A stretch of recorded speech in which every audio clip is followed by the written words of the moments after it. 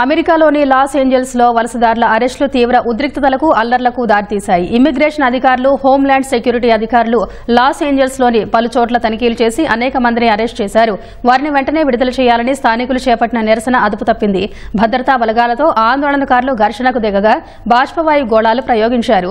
ఈ ఘటనపై తీవ్రంగా స్పందించిన అధ్యక్షుడు ట్రంప్ కాలిఫోర్నియా గవర్నర్ తీవ్రంగా వ్యతిరేకించినప్పటికీ ఫెడరల్ గార్డులను రంగంలోకి దించారు.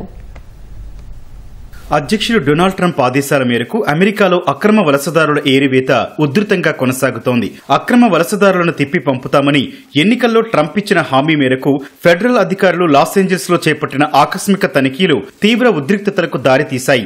లాస్ ఏంజల్స్ లో మొత్తం 44 మంది అక్రమ వలసదారులు సహా ఇమిగ్రేషన్ అధికారులను అడ్డుకోవడానికి ప్రయత్నించిన ఒక వ్యక్తిని అరెస్టు చేసినట్లు ఫెడరల్ అధికారులు తెలిపారు. వారందరినీ పౌరా మౌంట్ నగరంలోని ఫెడరల్ డిటెన్షన్ సెంటర్ కు తరలించారు. ఈ చర్య స్థానికులకు ఆగ్రహం తెప్పించింది. వందల మంది ఆందోళనకారులు ప్రభుత్వానికి వ్యతిరేకంగా రోడ్లపైకి రావడంతో ఉద్రిక్త పరిస్థితులు తలెత్తాయి. పోలీసులు లాఠీచార్జ్ చేసి టియర్ గ్యాస్ ప్రయోగించి వారిని చెదరగొట్టారు.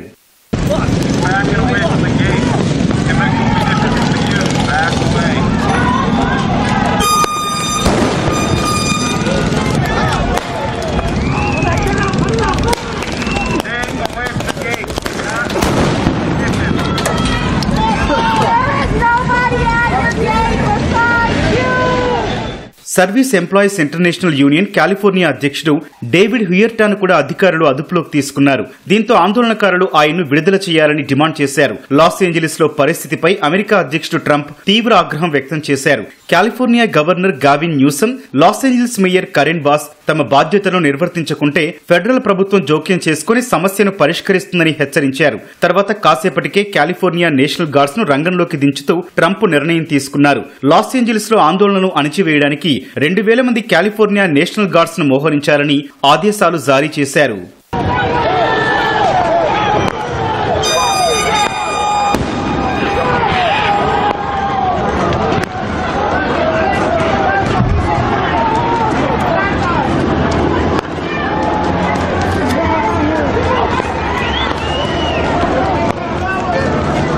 కాలిఫోర్నియాలో డెమోక్రటిక్ పార్టీ అధికారంలో ఉంది. నేషనల్ గార్డ్స్ ను పంపుతూ ట్రంప్ తీసుకున్న నిర్ణయాన్ని కాలిఫోర్నియా గవర్నర్ గవిన్ న్యూసమ్ తీవ్రంగా వ్యతిరేకించారు. ట్రంప్ చర్యలు ఉద్దేశపూర్వకంగా రెచ్చగొట్టేలా ఉన్నాయని గవర్నర్ న్యూసమ్ ఎక్స్ లో పోస్ట్ చేశారు. నేషనల్ గార్డ్స్ ను మోహరించాల్సిన అవసరం ఏమీ లేదన్నారు.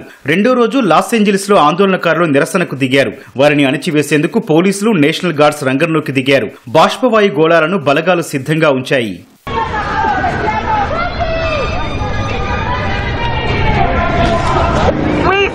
For what you are, a terrorist organization